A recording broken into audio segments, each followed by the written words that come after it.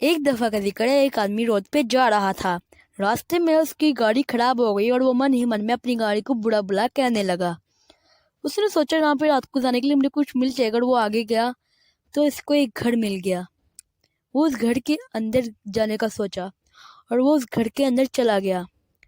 وہ اس گھر کو دیکھ کر حیران ہو گیا کیونکہ وہاں اس کی گھر کی حالت بہت بری تھی۔ اس نے سوچا آج کی رات گزارنے کے لیے یہ گھر ٹھیک ہے، تو وہ اوپر والے روم میں گیا۔ اس نے دروازہ کھولا اور اندر چلا گیا اور ادھر جا کے سو گیا۔ پھر اگلے دن جب اس نے گاڑی اسٹارٹ کی تو اس کی گاڑی اسٹارٹ ہو گئی۔ پھر جب اس نے بلڈنگ پر دیکھا، اس کا ایک چیخنے کی آواز، اس نے دیکھا کہ بھیڑی نما انسان کھڑا ہوا ہے، تو وہ جلدی سے گھر گیا اور وہیں پہ اس کمرے میں جا کے لیٹ گیا۔ لیکن جب وہ کمرے میں گیا وہ رونے لگا کیونکہ وہ بھیڑیا اس کے سامنے ہی کھڑا تھا۔ بھیڑیا نے اس کو چیر پھاڑ دیا اور وہ آدمی مر گیا۔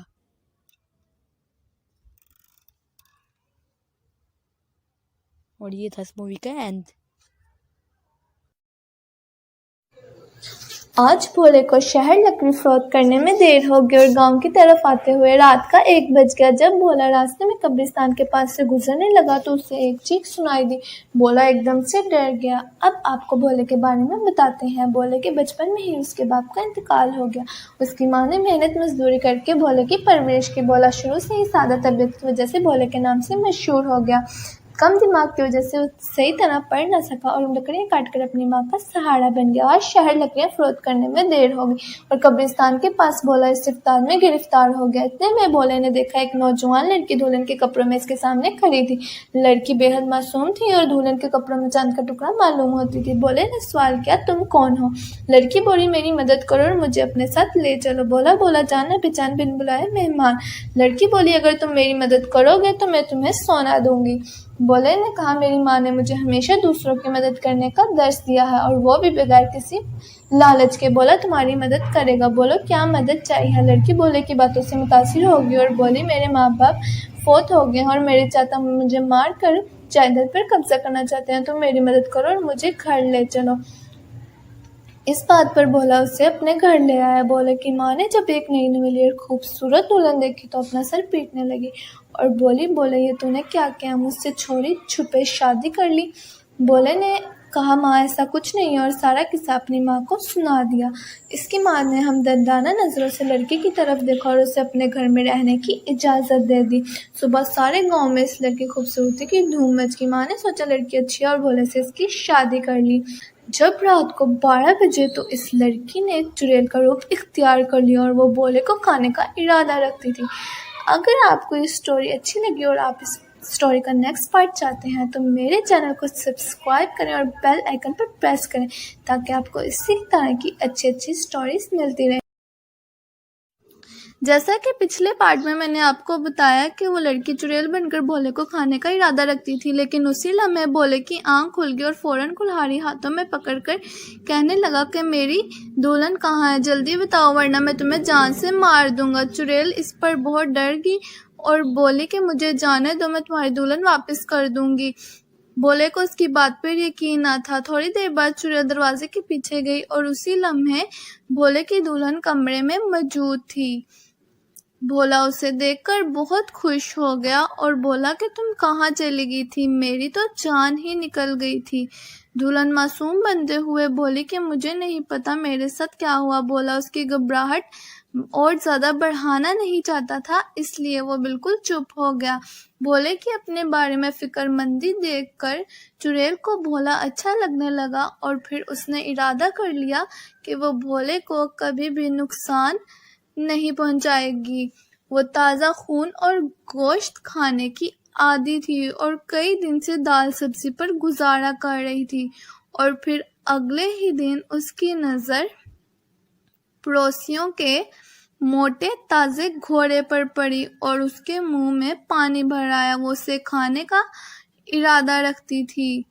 رات 12 بجے جب بولا سو رہا تھا تو وہ چپکے سے اٹھی اور گھوڑے کے پاس چلی گئی۔ اگر آپ اس سٹوری کا نیکسٹ پارٹ دیکھنا چاہتے ہیں تو میرے چینل کو سبسکرائب کریں تاکہ آپ کو ایسی ہی اچھی سٹوریز ملتی رہیں۔ تھینک یو، جب تک کے لیے اللہ حافظ۔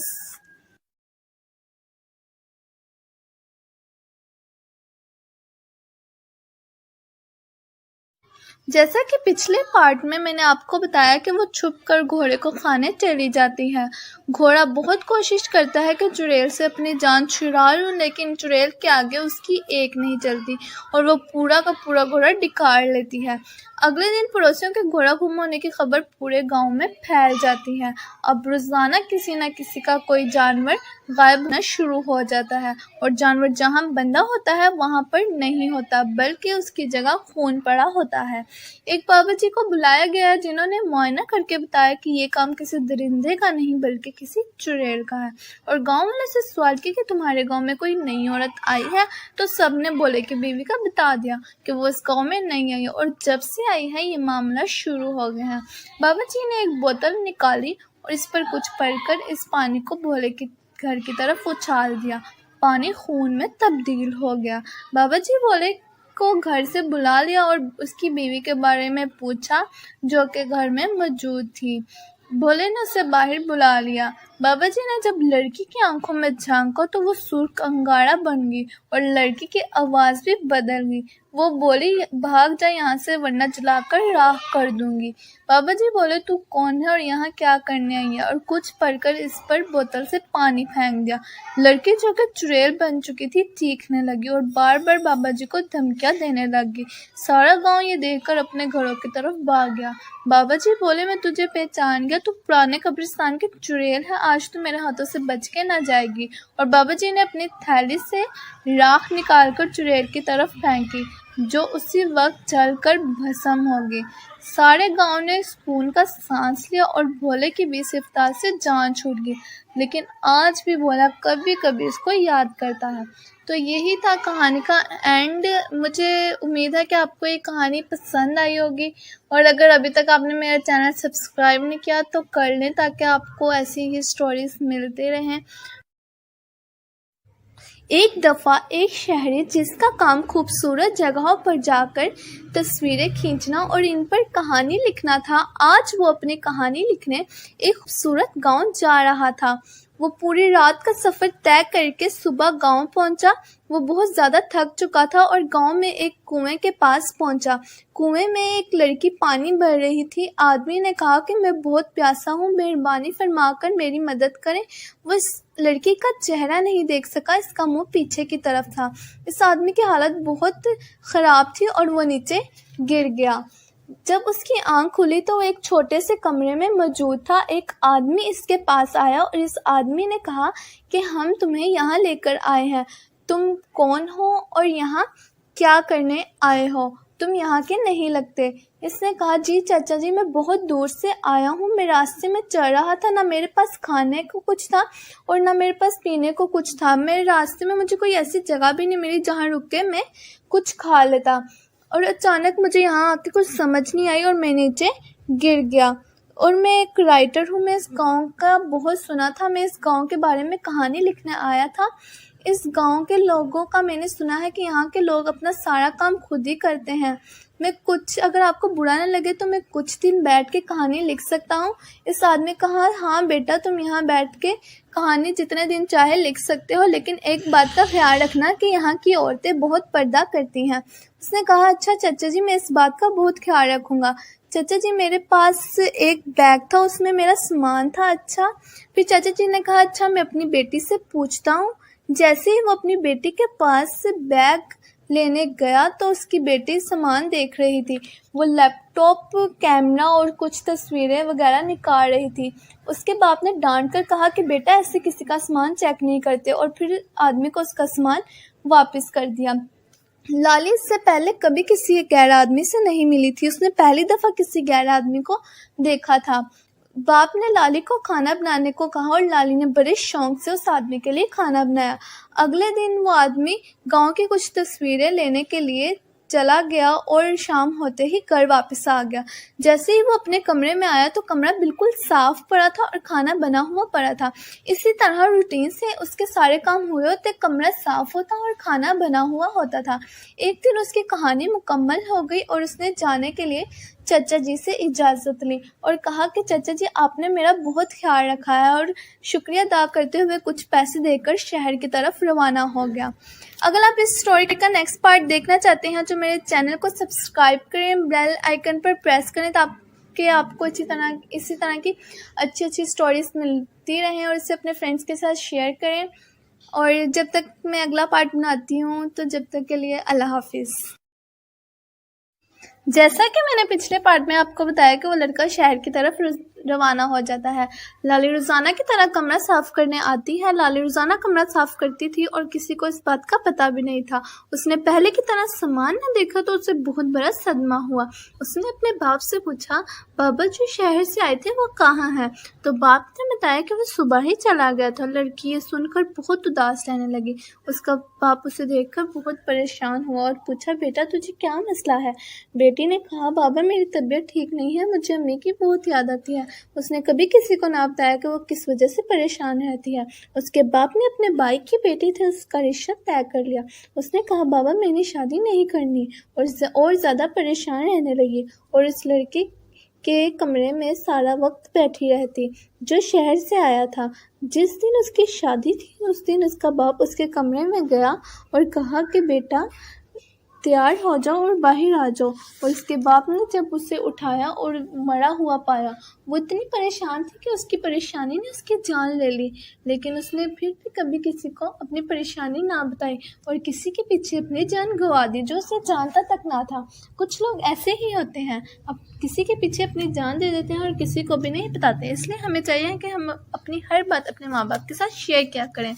تو یہی تھا کہانی کا اینڈ۔ مجھے امید ہے آپ کو یہ کہانی پسند۔ ایک دفعہ ایک لڑکا جس کا نام علی تھا، اس کے والد کی پوسٹ ایک ایسی جگہ پر ہوئی جو جنگل کے قریب تھی۔ کیونکہ اس کے والد بہت بہادر تھے اس لیے ان کا کام ایسی ہی جگہوں پر ہوتا تھا، جس کی وجہ سے علی بھی بہت بہادر تھا۔ علی اور اس کی چھوٹی بہن تھی۔ علی کی عمر 12 سال اور اس کی چھوٹی بہن کی عمر 5 سال تھی۔ علی اپنی بہن سے بہت پیار کرتا تھا۔ ایک دفعہ علی کی چھوٹی بہن نے اپنے کمرے کی کھڑکی سے ایک سریلی آواز والی چڑیا کو دیکھا۔ چڑیا نیلے کلر کی تھی اور بہت پیاری تھی۔ وہ ان کے گارڈن میں چلی گئی۔ اس کی چھوٹی بہن نے علی سے کہا کہ مجھے یہ چڑیا چاہیے۔ علی اس کو لینے کے لیے گارڈن میں گیا تو وہ چڑیا آگے اڑ کے چلی گئی۔ علی اس کے پیچھے پیچھے جنگل میں پہنچ گیا اور اسے پتہ بھی نہیں چلا۔ جب وہ چلتے چلتے رکا تو اس کے ارد گرد گھنے جنگل کے سوا کچھ نہ تھا۔ وہ اتنے گھنے جنگل کو دیکھ کر گھبرا گیا کہ اچانک اسے آواز آئی کہ علی میری مدد کرو۔ جب اس نے دیکھا تو یہ سب چڑیا بول رہی تھی۔ اس نے چڑیا سے کہا کہ تم کیسے بول سکتی ہو؟ تم ایک جادوئی چڑیا ہو اور مجھے دھوکے سے یہاں لے کر آئی ہو۔ اس نے کہا، میں نے تمہیں دھوکہ نہیں دیا، مجھے تمہاری مدد چاہیے۔ مجھے ایک سچے اور ایماندار لڑکے کی ضرورت تھی۔ کیونکہ علی سچا اور ایماندار تھا تو چڑیا نے کہا کہ میری ایک سنہری پری ہے جس کو ایک بڑے بالوں والے ریچھ نما حیوان نے قید کر رکھا ہے۔ تم میری مدد کرو اسے بچانے میں، کیونکہ ایک سچا اور ایماندار بچہ ہی اس کی مدد کر سکتا ہے۔ علی نے کہا کہ میں اس کی مدد کیسے کر سکتا ہوں؟ چڑیا نے کہا کہ مہربانی کر کے میرے ساتھ چلو۔ اب چڑیا آگے گئی اور علی اس کے پیچھے ایک غار تک پہنچ گیا۔ وہ غار میں جانے لگا تو چڑیا نے کہا کہ یاد رکھے نا کہ اگر تمہیں کوئی پیچھے سے آوازیں آئیں تو پیچھے مڑ کر نہ دیکھنا اور کسی چیز کو بھی مت پکڑنا۔ اگر تم پیچھے مڑ کر نہیں دیکھو گے اور کسی چیز کو نہیں پکڑو گے تو کوئی تمہارا کچھ نہیں بگاڑ سکے گا، اور شام ہونے سے پہلے ہمیں یہاں سے نکل آنا ہے، کیونکہ شام ہوتے ہی اس حیوان کی طاقت بڑھ جاتی ہے۔ علی نے کہا ٹھیک ہے، اور پھر دونوں غار کے اندر چلے گئے۔ علی کو پیچھے سے بہت خطرناک قسم کی آوازیں آئی، لیکن اس نے پھر بھی پیچھے مڑ کر نہ دیکھا، اور پھر اس کے گھر والوں کی آوازوں میں آوازیں آنا شروع ہو گئی۔ علی تھوڑا گھبرا گیا، لیکن اس نے سوچا کہ مجھے چڑیا نے پہلے ہی سمجھایا ہے، اس لیے اس نے پیچھے مڑ کر نہیں دیکھا اور اللہ کا نام لے کر چلتا چلا گیا۔ پھر اچانک ساری آوازیں رک گئی، اور پھر کچھ آگے جا کر اس نے دیکھا کہ ایک پنجرے میں ایک پری قید تھی، اور پھر پری نے سوال کیا کہ تم کون ہو؟ تو علی نے بتایا کہ میرا نام علی ہے، مجھے نیلی چڑیا آپ کی مدد کے لیے یہاں لے کر آئی ہے۔ جیسے ہی وہ پنجرا کھولنے لگا تو پری نے کہا رک جاؤ، ہاتھ مت لگانا۔ علی نے وجہ پوچھی تو پری نے بتایا کہ یہاں پر پہلے بھی بہت سے لوگ خزانے کے چکر میں آئے ہیں اور وہ پتھر کے بن گئے ہیں. مجھے یہاں سے نکالنے سے پہلے تمہیں بڑے بالوں والے ریچھ نما حیوان کو مارنا ہوگا. علی نے کہا کہ میں اسے کیسے مار سکتا ہوں؟ پری نے کہا کہ وہ دن کو سوتا ہے اور رات کو جاگ جاتا ہے اور اس کی طاقت بھی بڑھ جاتی ہے. اگر تم اسے ابھی مارو گے تو تمہارے لیے زیادہ مشکل نہیں ہوگا. یہ کالا پتھر پڑا ہے، اگر یہ تم اس پہ مارو گے، یہ جادوئی پتھر ہے، تو وہ اسی ٹائم مر جائے گا. علی اس پتھر کو لے کر چلا جاتا ہے. علی جیسے ہی اس ریچھ کے قریب پہنچتا ہے تو وہ تھوڑا گھبرا جاتا ہے. وہ ریچھ اٹھ جاتا ہے. علی جلدی سے اس پہ پتھر مارتا ہے تو وہ ریچھ اسی ٹائم مر جاتا ہے اور اس کی بہت تیز چیخنے کی آواز آنا شروع ہو جاتی ہے اور کار بھی ٹوٹنا شروع ہو جاتی ہے. علی وہاں سے جلدی سے آ جاتا ہے اور پری بھی سب لوگوں کو جو پتھر کے بن چکے ہوتے ہیں اپنے جادو سے صحیح کر کے غار سے باہر نکال دیتی ہے اور پری بھی آزاد ہو جاتی ہے. پھر علی نیلی چڑیا کے پاس اس پری کے پاس آ جاتا ہے. پھر وہ پری علی کو کہتی ہے کہ میں تمہاری بہت شکر گزار ہوں، آج سے میں تمہاری غلام ہوں. علی کہتا ہے کہ مجھے کوئی غلام نہیں چاہیے، میں تو اپنی بہن کے کہنے پر اس نیلی چڑیا کو لینے آیا تھا اور میں یہاں تک آ گیا، اب بس مجھے گھر پہنچا دو. پھر اس پری نے اس کو وہ نیلی چڑیا بھی دے دی اور اسے ایک سنہرے کلر کی چھڑی دی اور کہا کہ تمہیں جو چاہیے تمہیں اس چھڑی سے مل جائے گا، اور اگر پھر بھی تمہیں میری ضرورت پڑے تو اس نیلی چڑیا کے ذریعے مجھے بلا لینا. علی نے کہا ٹھیک ہے. پھر اس نے علی اور تمام لوگوں کو ان کے گھر پہنچا دیا. پھر اس کے بعد جیسے ہی علی گھر پہنچا تو اس کے ماں باپ نے غصے سے پوچھا کہ تم اتنی دیر سے کہاں چلے گئے تھے؟ علی نے سارا کچھ اپنے ماں باپ کو بتا دیا اور انہیں وہ سنہری چھڑی اور وہ چڑیا دکھائی، جس سے اس کے ماں باپ بہت خوش ہوئے اور علی کو شاباش دی. اور پھر اس کی بہن کو اس نے وہ چڑیا دے دی، جسے دیکھ کر اس کی بہن بہت خوش ہو گئی. تو یہی تھا کہانی کا اینڈ. مجھے امید ہے کہ آپ کو میری یہ کہانی بہت پسند آئی ہوگی. ایک دفعہ 3 دوست شہر سے مزدوری کر کر اپنے گاؤں کی طرف جب جا رہے تھے. آج انہیں کافی دیر ہو چکی تھی. رات کا سناٹا تھا اور ہوا بھی بہت تیز چل رہی تھی. ایک موٹا اور چھوٹے قد کا تھا، اس کا نام طارق تھا. دوسرا لمبا اور پتلا تھا، اس کا نام پرویز تھا. اور تیسرا درمیانے قد کا تھا، جس کا نام عبداللہ تھا، جو کہ ایک یتیم لڑکا تھا اور تینوں میں کم عمر بھی تھا. موٹا طارق بولا کیوں نہ آج جنگل کے شارٹ کٹ راستے سے جایا جائے. لمبے پرویز نے بھی اس کی ہاں میں ہاں ملا دی.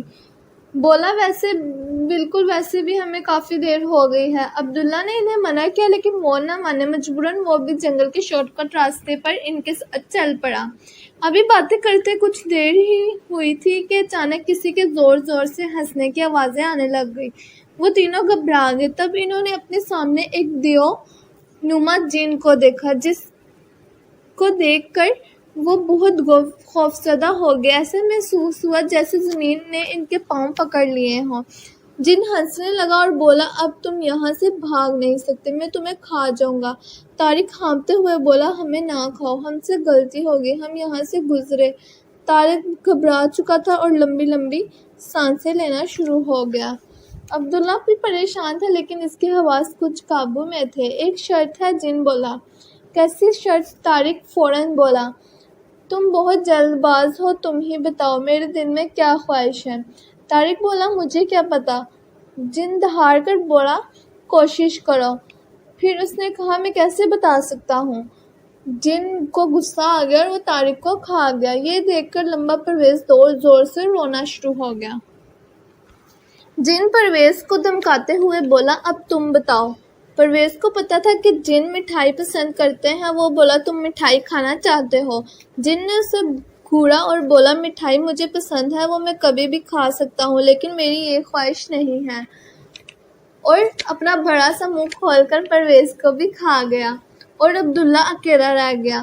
جن بولا اب تمہاری باری ہے، بتاؤ میری خواہش کیا ہے. عبداللہ نے کچھ دیر سوچا اور جن کو اوپر سے نیچے تک دیکھا. جب اس کی نظر جن کی دم پر پڑی تو وہ آدھی کٹی ہوئی تھی. وہ فوراً بولا تمہاری خواہش ہے کہ تمہاری دم مکمل ہو جائے. اور عبداللہ نے دیکھا کہ فوراً ہی جن کی دم مکمل ہو گئی. جن اپنی مکمل دم دیکھ کر زور زور سے ہنسنے لگا اور خوشی سے جھومنے لگا اور بولا میری دم ایک حادثے میں کٹ گئی تھی، میں نے اپنے جنوں کے بادشاہ سے اظہار کیا کہ میری دم واپس آ جائے تو وہ بولے تمہارے دل کی خواہش، کسی انسان جو کہ تمہاری خواہش نہ جانتا ہو جب تک اس کے منہ سے تمہاری یہ خواہش نہیں نکلتی تمہاری دم مکمل نہیں ہو سکتی، اور آج تمہارے منہ سے میرے دل کی خواہش نکلی اور میری دم مکمل ہوگی۔ جن نے عبداللہ کو ڈھیروں انعام دیے اور ہنستا ہوا غائب ہو گیا۔ سچ ہے ہمیں شکلوں سے نہیں گھبرانا چاہیے، اگر ہم جلد بازی نہ کریں اور سوچ سمجھ کر مشکل کو حل کرنا چاہیں تو اللہ تعالیٰ بھی ہماری مدد کرتا ہے۔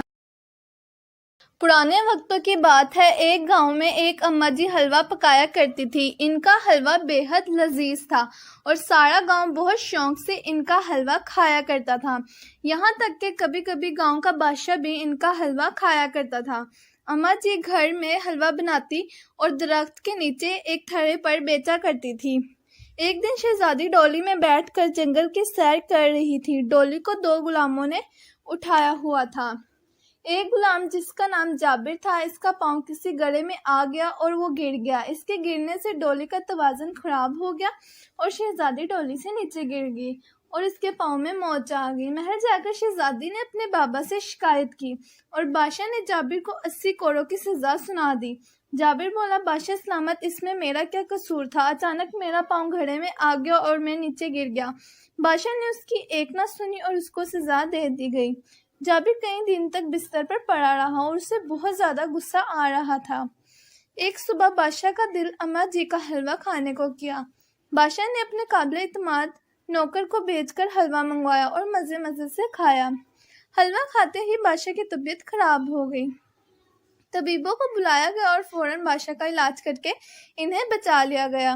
جب بادشاہ ٹھیک ہوئے تو حکیم نے بتایا حضور آپ کو زہر دیا گیا ہے، آپ نے آج کیا کھایا ہے؟ بادشاہ بولا میں نے تو صبح حلوہ کھایا ہے، حلوہ کھاتے ہی میری طبیعت خراب ہو گئی۔ سپاہی فوراً گئے اور اماں جی کو اٹھا کر لے آئے۔ گاؤں میں جس نے حلوہ کھایا تھا وہ سبھی بیمار ہو گئے۔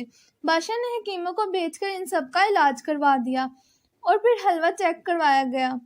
حکیم نے بتایا کہ حلوہ زیادہ اور زہر کم ہونے کی وجہ سے آپ سب کی جان بچ گئی، ورنہ اگر مقدار زیادہ ہوتی تو جان بچنا مشکل تھی۔ بادشاہ نے اماں جی سے زہر ملانے کی وجہ پوچھی تو وہ بولی حضور مجھے کچھ نہیں پتا، میں تو حلوہ رکھ کر پانی لینے گئی تھی۔ اتنے میں وزیر بادشاہ کے دربار حاضر ہوا جو کہ شہزادے کے ساتھ شکار پر گیا ہوا تھا اور آج صبح ہی واپس آیا تھا۔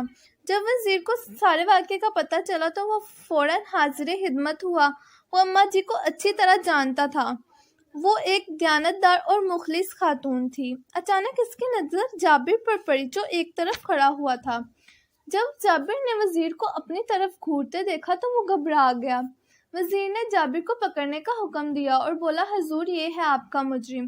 آج صبح جب میں شکار سے واپس آ رہا تھا تو میں نے جابر کو اماں جی کے گھر سے نکلتے دیکھا اور اس کے ہاتھ میں ایک شیشی سی جو مجھے دیکھتے ہی اس نے دور پھینک دی۔ اس وقت میں نے غور نہیں کیا، مجھے لگتا ہے زہر اسی نے حلوے میں ملایا ہے۔ بادشاہ نے جب جابر سے حقیقت پوچھی تو اس نے کہا ہاں میں نے ہی زہر ملایا تھا، آپ نے بغیر کسی گناہ کے مجھے سزا دی تو میں نے وعدہ کیا کہ میں آپ سے اس کا انتقام ضرور لوں گا۔ بادشاہ بہت غصے میں آ گیا، وہ بولا تم نے صرف میری ہی نہیں گاؤں کے بہت سے لوگوں کی جان سے کھیلا ہے، اب تمہیں سخت سزا دی جائے گی تاکہ تمہیں اپنے کیے کی سزا مل سکے۔ اور اماں جی کو انعام دے کر رخصت کر دیا گیا۔ اماں جی کی نیک نامی ان کے کام آئی اور اللہ تعالیٰ نے انہیں سرخروغ کیا۔ بے شک اللہ تعالیٰ کسی کی نیکی ضائع نہیں کرتا۔ مجھے امید ہے کہ آپ کو یہ اسٹوری پسند آئی ہوگی۔ اللہ حافظ۔ پرانے دور کی بات ہے، کسی گاؤں میں ایک لڑکی رہتی تھی، اس کا نام سیمی تھا۔ سیمی خوبصورت اور عقل مند لڑکی تھی۔ اس کے ابو کے پاس 3-4 بکریاں تھیں جو ان کا سب کچھ تھی اور ایک جھونپڑی نما گھر۔ سیمی کی امی نہایت شکر گزار اور ہر حال میں خوش رہنے والی عورت تھی۔ وہ ہر وقت مسکراتی رہتی اور اللہ کا شکر ادا کرتی رہتی تھی۔ سیمی کی امی اور ابو اس سے بہت پیار کرتے تھے اور وہ سیمی کے ساتھ بہت خوش تھے۔ सैमी की झोंपड़ी से थोड़ा आगे एक बहुत बड़ा घर था जिसमें एक लड़की रहती थी जिसका नाम उज़्मा था। उज़्मा हमेशा अच्छे कपड़े पहनती और सैमी को हमेशा गिरी हुई नज़रों से देखती और कहती, तुम्हारे पास एक ही सूट है, जब देखो यही पहनती रहती हो, तुम गरीब लोग हो, ना खाने को अच्छा और ना पीने को अच्छा। और सैमी उदास हो जाती और माँ से पूछती, माँ हम गरीब क्यों हैं और उज़्मा अमीर क्यों? तो इसकी माँ कहती, बेटा ये सब अल्लाह ताला की तकसीम है, वो किसी को देकर आजमाता है और किसी से लेकर। ये दुनिया इम्तिहान गाह है, जो हर हाल में अल्लाह का शुक्र अदा करता रहा इसके लिए जन्नत है, और जो नाशुक्रा बना इसके लिए अल्लाह ने दर्दनाक अजाब तैयार कर रखा है। माँ जन्नत कैसी होती है? सैमी बोली। सैमी की माँ मुस्कुराई और बोली, जन्नत में इंसान को कोई कमी महसूस ना होगी, जो दिल करेगा अल्लाह उसे इनायत कर देगा। तो माँ अल्लाह तो दुनिया में भी इंसान को हर चीज़ दे सकता है? सैमी ने सवाल किया। हाँ बेटा, अल्लाह के लिए कुछ मुश्किल नहीं, वो कहता है कुन यानी हो जा तो हो जाता है। माँ मैं अल्लाह से दुआ करूँगी कि अल्लाह हमें कल अमीर कर दे। अच्छा बेटा, सैमी की माँ मुस्कुराती है। सैमी आज खेलती खेलती नदी किनारे चलती जा रही थी कि अचानक उसे मिट्टी में एक किताब नजर आई। इसने मिट्टी हिलाकर कर वो किताब पकड़ ली। इसने महसूस किया कि किताब इसके हाथों में हिल रही है और इसमें से एक आवाज आती है। मैं घबरा कर पूछती है, कौन हो तुम? तो किताब से आवाज आती है, मैं किताब का जिन हूँ और कई सदियों से इसमें बंद हूँ। प्यारी लड़की, अगर तुम मुझे खोल दो तो मैं किताब से बाहर आ जाऊंगा। तुम्हें किताब में किसने बंद किया? सैमी ने दिलचस्पी ली। क्या बताऊं, किताब से आवाज आई, मैंने एक दिन कोई चीज चुरा ली। जब मेरे बाबा को पता चला तो उन्होंने मुझे किताब में बंद कर दिया और कहा, बेवकूफ, अल्लाह ताला ने तुझे इतनी ताकत दी है कि तू बगैर चोरी किए अगर मुंह से बोलता तो इससे ज्यादा चीजें मिल जाती, और मुझे इस किताब में बतौर सजा कैद कर दिया और किसी काम से चले गए और आज तक वापस ना आए। इस जिन की दुख भरी दास्तान सुनकर सैमी को इस पर रहम आ गया और उसने फौरन से किताब खोल दी। किताब से एकदम धुआं उठा और छोटा सा जिन जाहिर हो गया। वो खुशी से झूमने लगा और गुनगुनाने लगा। सैमी उसे देखकर हंसने लगी। आज से हम दोनों दोस्त हैं, जिन ने कहा। सैमी बोली, आओ घर चले, मुझे बहुत भूख लगी है। तो इसमें घर जाने की क्या जरूरत है? वो चीज़ तो मैंने ऐसे ही चुराई थी। मेरे हाथों में ऐसी कुव्वतें हैं कि मिनटों में हर चीज़ मैं तुम्हारे सामने पेश कर दूं, और वैसे भी तुम मेरे मोहसिन हो और मेरे तरह गुलाम। जिन फिर हंसना शुरू हो जाता है। सैमी हैरानी से कहती है, अच्छा तो फिर कोई मज़े की चीज़ ले आओ, अमीरों वाली। जिन ने फौरन हाथ हवा में लहराए और किस्म किस्म की डिशें जाहिर होना शुरू हो गई। सैमी ने दिल भर कर खाया और कहा, मैं अपनी अम्मी के लिए ले जाऊं? जिन बोला, सब कुछ तुम्हारा है, लेकिन इतना बोझ ना उठाओ, घर चलकर फिर मैं ये चीजें तुम्हारे दस्तरखान की जीनत बना दूंगा। फिर जिन हंसना शुरू हो जाता है। लेकिन एक बात याद रखना, मैं सिर्फ तुम्हें नजर आऊंगा और किसी को भी नहीं। सैमी ने कहा, ठीक है। घर जाकर सैमी ने के कहने पर जिन ने तरह तरह की चीजें दस्तरखान पर बिछा दी। सैमी की अम्मी ने ये चीजें देखी तो डर गई और बोली, ये कहाँ से आई? सैमी ने उन्हें सब बात बता दी और कहा, जिन सिर्फ मुझे नजर आता है, अल्लाह ने हमारी सुन ली। अम्मी, अब हम अमीरों वाले खाना खाया करेंगे। इतने में सैमी के अब्बू भी आ गए। तमाम दास्तान इन्हें बताकर इन्होंने मजे मजे का खाना खाया और अल्लाह ताला का शुक्र अदा किया। सैमी के कहने पर किताब के जिन ने इनका एक शानदार घर बनाया जो उज़्मा के घर से भी बहुत खूबसूरत और बुलंद था और महल की तरह दिखता था। उज़्मा ने जब सैमी की ये शान देखी तो वो जल गई और हैरान भी हो गई और वो सैमी से हसद करने लगी, और एक दिन उसने सैमी के घर को आग लगा दी। जिन वक्त पर पहुंच गया और उसने फूंक मारकर आग उज़्मा के घर की तरफ रवाना कर दी, जिससे उज़्मा का घर जलकर खाक हो गया और इसके माँ बाप भी जलकर मर गए और अब उज़्मा गरीब और सैमी अमीर हो चुकी थी। एक दिन उज़्मा की मुलाकात सैमी से हुई तो वो बहुत बुरी हालत में थी और खेतों में काम कर रही थी। सैमी ने उसके करीब से गुजरी तो उसने उज़्मा की तरफ देखा। उज़्मा ने नजरें झुका ली। सैमी ने बड़े प्यार से उज़्मा को बुलाया और कहा, उज़्मा, अफसोस हुआ, तुम्हारा घर जल गया, अल्लाह तुम्हारी मुश्किलें आसान करे। सैमी के हमदर्दाना अल्फाज ने उज़्मा की आंखों को नम कर दिया और वो रोने लगी। बोली, सैमी, मुझे माफ कर दो, मैंने तुम्हारी हसद की वजह से तुम्हारा घर जलाना चाहा, अल्लाह ताला ने हमारा घर जला दिया। सही सच है, जैसी करनी वैसी बनी। और वो रोने लगी। सैमी ने उसे गले लगा लिया और कहा, तुम मेरी बहन हो, आज से तुम हमारे साथ हमारे घर रहोगी। और सैमी ने उज़्मा को अपने घर ले गई। दोस्तों, जिनके पास जो होता है वही वो दूसरों को देता है। सैमी की अच्छाई ने उज़्मा को भी नेक बना दिया। मुझे उम्मीद है कि आपको ये स्टोरी पसंद आई होगी। अल्लाह हाफिज। امجد علی صاحب ایک اسکول ٹیچر تھے اور بچوں کو بہت دلجمی سے پڑھاتے تھے اور ایک نیک اور اچھے انسان تھے، لیکن قسمت کا لکھا اس پر ان کو یقین نہ تھا۔ وہ ہمیشہ کہتے تھے بندہ اپنی کوشش سے ہر چیز حاصل کر لیا کرتا ہے، اور ایک دن ایک شخص امجد علی کو راستے میں ملا جو کہ کوئی مجذوب معلوم ہوتا تھا۔ اس نے امجد علی کو کہا کہ شہر سے 200 کلومیٹر دور ایک جنگل ہے جہاں پارس پتھر پڑا ہے، اس سے کوئی بھی لوہے کی چیز ٹکرا جائے تو وہ سونا ہو جاتی ہے، لیکن یہ محنت طلب کام ہے، تم اپنی ذہانت سے ہی اسے پا سکتے ہو۔ امجد علی نے دوسری طرف دیکھا تو وہ مجذوب غائب ہو چکا تھا۔ امجد علی نے اس کا ذکر اپنی بیوی سے کیا اور ارادہ ظاہر کیا کہ اس جنگل میں جا کر پارس پتھر تلاش کرے گا، اور صبح اسکول جا کر 2 ماہ کی چھٹی لی۔ ہیڈ ماسٹر نے کہا امجد علی تمہیں چھٹی مل جائے گی لیکن 2 ماہ کی تنخواہ نہیں ملے گی۔ امجد علی نے حامی بھر لی اور تیاری کے ساتھ 200 کلومیٹر جنگل میں پہنچ گیا۔ امجد علی نے 4-5 لمبی لمبی زنجیریں لی اور انہیں اپنے کندھے سے گزار کر زمین میں رکھ دیا اور پارس پتھر کی تلاش شروع کر دی۔ زنجیریں لمبی ہونے کی وجہ سے زمین سے رگڑتی جاتی تھی اور روز شام کو زنجیریں چیک کرتا، لیکن وہ سونے میں تبدیل نہ ہوتی۔ صبح پھر اسی طرح تلاش شروع ہو جاتی اور شام کو ایک قبضے میں آرام ہوتا، لیکن 2 ماہ گزرنے کے باوجود زنجیریں سونے میں تبدیل نہ ہو سکی اور امجد علی مایوس ہو کر واپس اپنے گھر آ گیا۔ جب گھر آ کر سب کچھ بتایا تو اس کی بیوی بہت نیک تھی، اس نے اسے حوصلہ دیا اور ساتھ یہ بھی بتایا کہ گھر میں کھانے کو کچھ بھی نہیں ہے۔ امجد علی نے تمام جمع پونجی اس مہم میں لگا چکا تھا۔ بہرحال لوہے کی زنجیریں بیچ کر جو پیسے ملے تھے اس میں سے کچھ بچ گئے تھے۔ ان پیسوں کا بازار سے راشن لیا اور گھر کی طرف آ رہا تھا کہ اس کا ایک جوتا ٹوٹ گیا۔ 2 ماہ مسلسل ساتھ رہنے والا جوتا بھی ہمت ہار چکا تھا۔ امجد علی موچی کے پاس گیا اور جوتا جوڑنے کا کہا۔ موچی نے کہا دونوں جوتے صحیح کروا لیں، دوسرا بھی ٹوٹ نہ جائے۔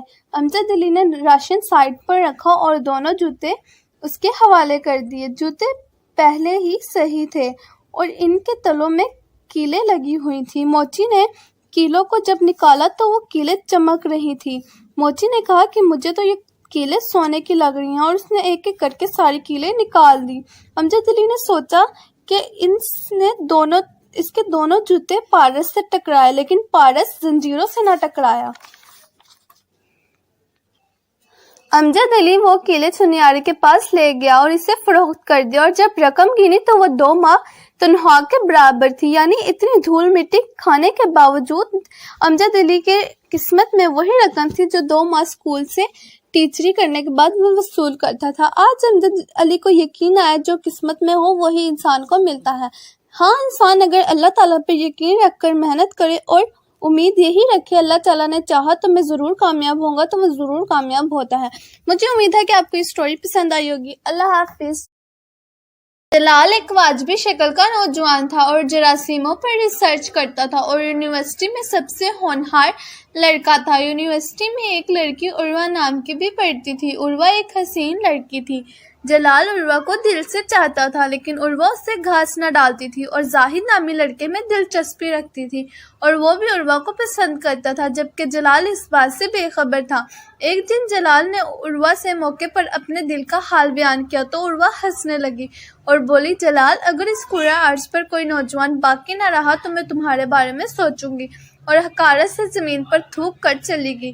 جلال کو اس بات کا بہت دکھ ہوا اور وہ اداس رہنے لگا۔ کچھ دن بعد اس نے تمام سوچوں کو ذہن سے جھٹک دیا اور اپنی جراثیموں پر ریسرچ پر مکمل توجہ دینے لگا اور دن رات لیبارٹری میں ہی گزار دیتا۔ کچھ عرصہ بعد علاقے میں ایک وبا نے سر اٹھایا جو کہ صرف مردوں کو لگتی تھی۔ صبح کسی بھی مرد کو بخار ہوتا اور شام تک اس کی موت ہو جاتی۔ اب تیزی سے مردوں کو یہ وبا اپنی لپیٹ میں لے رہی تھی اور علاقے تیزی سے مردوں کی تعداد سے کم ہو رہے تھے۔ ہر انسان پریشان تھا، کچھ سمجھ نہیں آ رہی تھی۔ عروہ بھی پریشان تھی، لیکن زاہد کو ابھی یہ بیماری نہ لگی تھی، اس لیے وہ مطمئن تھی، اور حکومت بھی اس وبا سے نبٹنے کی کوشش کر رہی تھی۔ اور پھر ایک دن زاہد کو بھی بخار ہوا اور شام تک اس کی موت واقع ہو گئی۔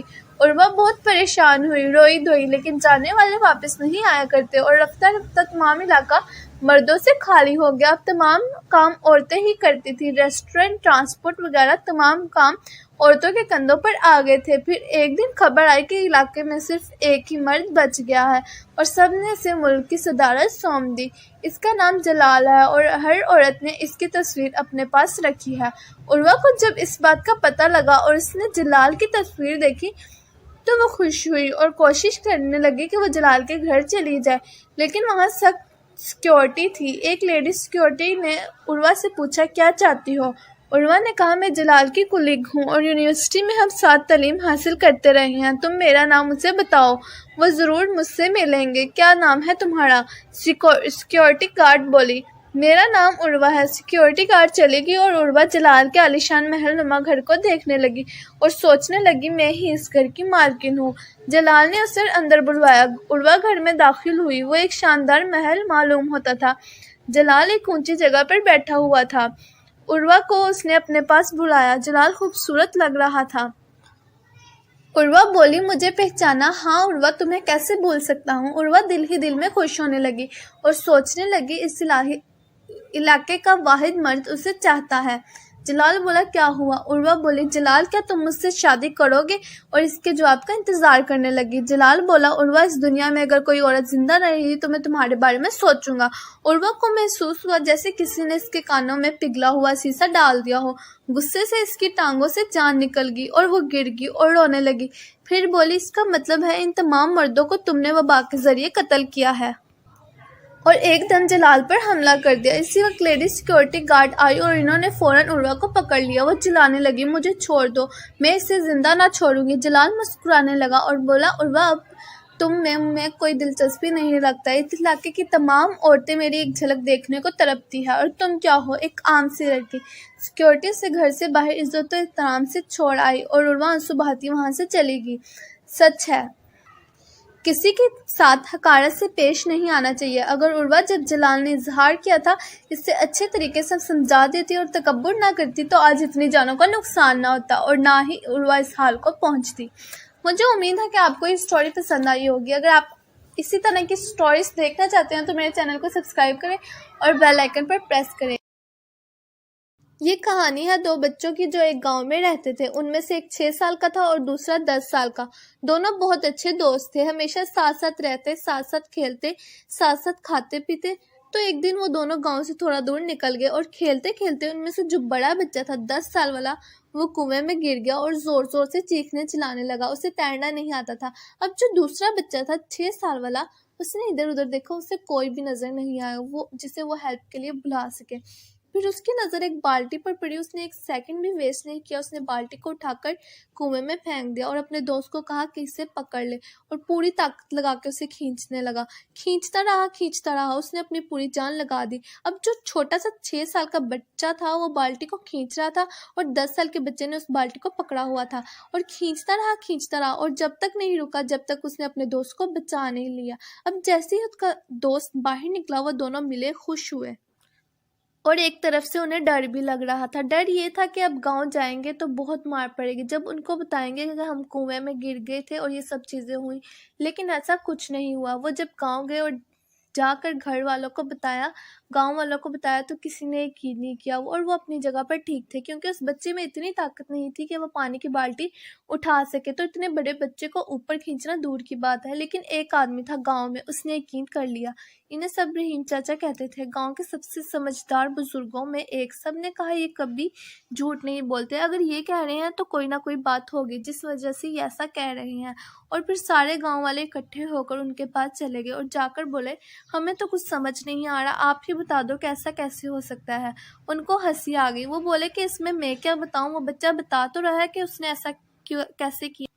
اس نے بالٹی کو اٹھا کے کنویں میں پھینکا، اس کے دوست نے بالٹی کو پکڑا، اس نے رسی کو کھینچا اور اپنے دوست کو بچا لیا۔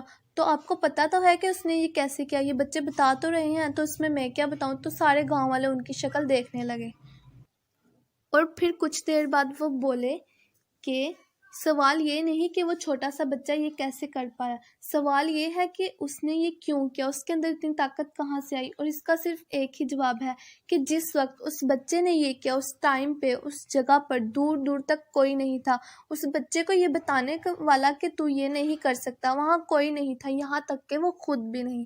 مجھے امید ہے کہ آپ کو یہ موٹیویشنل اسٹوری پسند آئی ہوگی. میرے چینل کو سبسکرائب کریں. جب تک کے لیے اللہ حافظ.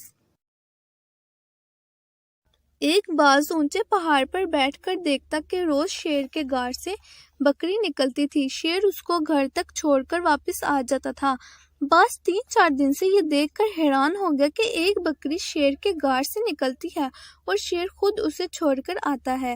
ایک دن اس نے ارادہ کیا کیوں نہ شیر سے پوچھ لوں، اور شیر سے پوچھا یہ بکری آپ کے غار سے کیسے نکل آتی ہے اور آپ اسے کچھ بھی نہیں کہتے؟ شیر نے کہا باز بھیا ہمارے بھی کوئی اصول ہیں، ہم احسان کرنے والوں کو کچھ نہیں کہتے، اور اس نے مجھ پر ایسے احسان کیا ہے جس کا بدلہ میں کبھی نہیں چکا سکتا. پھر باز نے حیرانی سے پوچھا ایسا کون سا احسان؟ شیر نے کہا میرا ایک بچہ ہے، اس کی ماں 3-4 دن پہلے شکار کرنے گئی تھی اور بھٹک گئی تھی اور میرا بچہ بھوکا تھا. میں نے بکری سے مدد مانگی کہ اسے دودھ پلا دیا کرو، اور جب سے بکری میرے بچے کو دودھ پلاتی ہے اور میں اس کی حفاظت کرتا ہوں اور صحیح سلامت گھر تک پہنچاتا ہوں. اتنے میں باز وہاں سے چلا گیا اور تھوڑا آگے جا کے وہی بکری باز کو مل گئی. باز نے پوچھا کیا بکری تجھے بھی ڈر نہیں لگتا شیر سے؟ بکری نے کہا کبھی احسان کر کے تو دیکھو اس میں کتنا سکون ہے، اور وہ سکون اس ڈر سے زیادہ ہے. باز نے کہا اچھا تو میں بھی کسی دن کس پر احسان کر کے دیکھوں گا، اور وہاں سے اڑ کر چلا جاتا ہے. روز کی طرح بکری گھاس چرنے کے لیے جا رہی تھی کہ اس نے دیکھا کہ وہی باز کونے میں اداس رو رہا تھا. بکری نے پوچھا باز بھیا تمہیں کیا ہوا؟ باز نے کہا بکری بہن کیا بتاؤں، کل طوفانی بارش میں نے کسی پر احسان کیا تھا. بکری نے پوچھا کس پر اور پھر کیا ہوا؟ باز نے کہا میں نے طوفانی بارش میں ایک بھیگے ہوئے چوہے کو بھٹکتے دیکھا. میں نے اسے لے کر پوری رات اپنے پروں میں رکھا تاکہ وہ گرم ہو جائے، اور صبح اس نے ہی میرے پر کتر دیے. اس سے یہ معلوم ہوتا ہے کہ کبھی بھی کم ظرف لوگوں پر احسان نہیں کرنا چاہیے، وہ نقصان کے سوا ہمیں کچھ نہیں دے سکتے. جیسا کہ بکری نے شیر پر احسان کیا اور شیر ظرف والا تھا اور اس نے بکری کو اس کا بدلہ دیا، لیکن باز نے چوہے پر احسان کیا تو چوہا کم ظرف تھا اور اس نے اسے نقصان کے سوا اور کچھ نہیں دیا. اسی لیے کم ظرف دوست سے ظرف والا دشمن ہی اچھا ہے. اس لیے اگر آپ کو میری اسٹوری پسند آئی ہے تو اسے سبسکرائب کر دیں چینل کو. اللہ حافظ.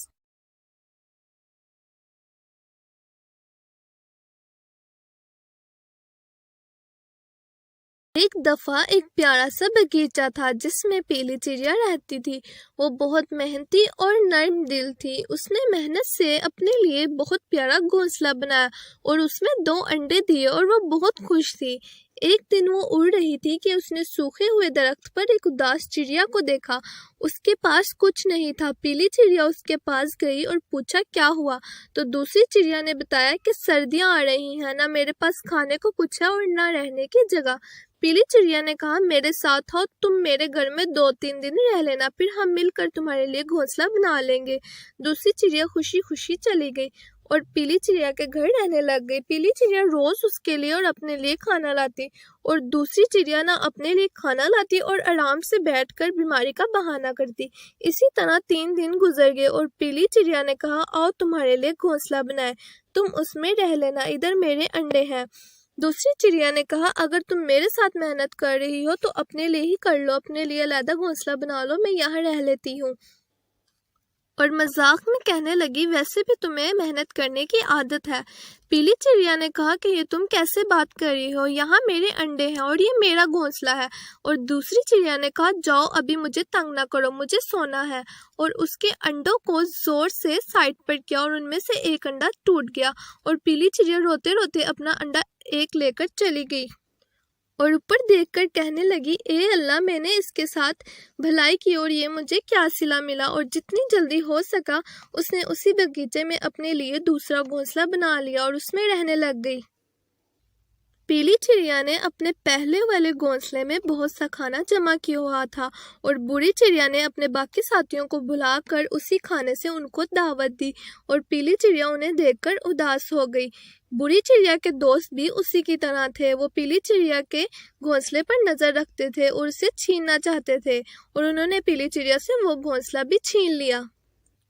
پیلی چڑیا اپنا انڈا لے کر روتے روتے اس جگہ سے ہی چلی گئی اور اڑتے اڑتے تھک گئی اور ایک غار کے پاس رکی اور اندر سے آواز آئی کہ اندر آ جاؤ، یہاں تمہاری بھلائی کا صلہ ہے۔ وہ جیسے ہی اندر گئی تو حیران ہو گئی کیونکہ اندر بہت ہی خوبصورت جگہ تھی اور رہنے کے لیے ایک گھونسلہ بھی تھا۔ پیلی چڑیا نے کہا یہ سب کس کا ہے؟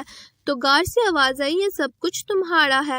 پیلی چڑیا بہت خوش ہو گئی اور کچھ دن بعد پیلی چڑیا نے ایک اور انڈا دیا۔ اب پیلی چڑیا کے 2 انڈے تھے اور پہلے والے انڈے سے ایک دن بچہ نکل آیا، وہ بہت خوبصورت تھا۔ کچھ دنوں بعد دوسرے انڈے سے بھی بچہ نکل آیا جو پیلی چڑیا کی طرح ہی تھا اور ان کا کلر بھی پیلی چڑیا کی طرح تھا، وہ دونوں بہت خوبصورت تھے۔ پیلی چڑیا ان کے ساتھ بہت خوش تھی۔ پیلی چڑیا کو کوئی محنت نہیں کرنی پڑتی تھی کیونکہ روز انہیں وہیں سے کھانا مل جاتا تھا اور وہ اپنے بچوں کے ساتھ خوشی خوشی رہ رہی تھی۔ پیلی چڑیا ہر روز اللہ کا شکر ادا کرتی اور اپنے بچوں کو بھی کہتی کہ تم بھی اللہ کا شکر ادا کیا کرو۔ ایک دن پیلی چڑیا اپنے بچوں کو اڑنا سکھا رہی تھی کہ اس کا گزر اسی باغیچے سے ہوا۔ اس نے دیکھا کہ سب کچھ تباہ ہو چکا ہے اور اس میں کچھ بھی نہیں بچا اور اس نے دیکھا کہ ایک چڑیا کے پر ٹوٹے ہوئے ہیں اور وہ زمین پر رینگ کر یہی کہی جا رہی ہے کہ مجھے معاف کر دو، مجھے معاف کر دو۔ پیلی چڑیا اس کے پاس گئی اور پوچھا تمہیں کیا ہوا؟ یہ وہی چڑیا تھی جس نے پیلی چڑیا کے ساتھ بہت برا کیا تھا۔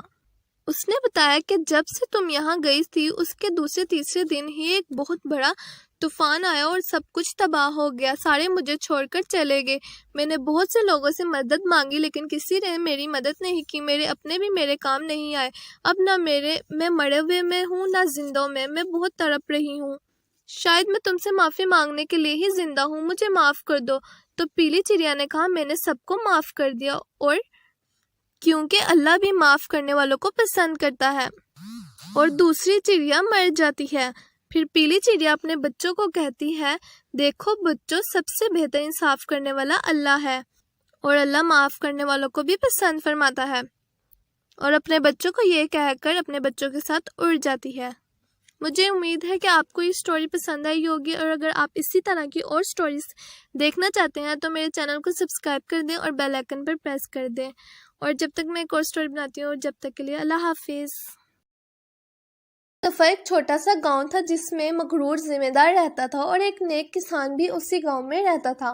اس ذمہ دار کا ایک بیٹا تھا جس کا نام ظفر تھا اور نیک کسان کے بیٹے کا نام بھی ظفر تھا۔ زمیندار روز کسان کو تنگ کرتا اور کہتا تھا تم میرے بیٹے کی برابری کرنا چاہتے ہو اس لیے تم نے اس کا نام ظفر رکھا ہے۔ کسان نے کہا ایسا کچھ نہیں ہے، اس کے دادا کو یہ نام پسند تھا، انہی کی وصیت پر ہم نے اس کا نام ظفر رکھا ہے۔ تو زمیندار کہتا نہیں تم جھوٹ بول رہے ہو، اور کھیتوں میں کام کروا کر پوری مزدوری بھی نہیں دی اور ہر بات میں اسے تنگ کرتا۔ زمیندار کا بیٹا ہمیشہ کسان کے بیٹے کو تنگ کرتا اور زمیندار کی طرح ضدی اور مغرور تھا۔ کسان کا بیٹا بہت نیک تھا اور اسے ہر کسی کا کام کرنے کی عادت تھی اور ہر کوئی اس کی تعریف کرتا، اور زمیندار کے بیٹے سے اس کی تعریف برداشت نہیں ہوتی اور وہ روز راستے میں اسے تنگ کرتا۔ کسان ان سب چیزوں سے تنگ آ جاتا ہے، اس نے اپنے بیٹے کے لیے کچھ جوڑ کر رکھا ہوا ہوتا ہے اور وہ اپنے بیٹے کو پڑھائی کرنے کے لیے شہر میں اپنی بہن کے پاس بھیج دیتا ہے۔ وقت گزرتا چلا جاتا ہے اور کسان اور زمیندار کے بیٹے جوان ہو جاتے ہیں اور کسان کا بیٹا گھر واپس آ جاتا ہے اور اپنے باپ کو بتاتا ہے کہ میری بہت اچھی تنخواہ پر نوکری لگ گئی ہے۔ اس کا باپ یہ سن کر بہت خوش ہوتا ہے اور پورے گاؤں والوں کو اس بات کا پتہ لگ جاتا ہے کہ ظفر کی بہت اچھی نوکری لگ گئی ہے، اور ظفر کی اسی بات سے پہچان ہوتی ہے کہ جب بھی کوئی بات کر رہا ہوتا ہے تو کہتے ہیں اچھے والا ظفر یا برے والا ظفر، اور یہی بات زمیندار کو بہت بری لگتی ہے اور وہ ظفر کے خلاف پلان کر کے گاؤں سے باہر کچھ لوگوں کو پیسے دے کر کہتا ہے کہ میں تمہارے پاس ایک ظفر نامی لڑکے کو بھیجوں گا اور تم اسے جان سے مار دینا۔ وہ حسد میں اتنا پاگل ہو جاتا ہے کہ وہ ظفر کو جان سے مار دینے کا کہہ دیتا ہے۔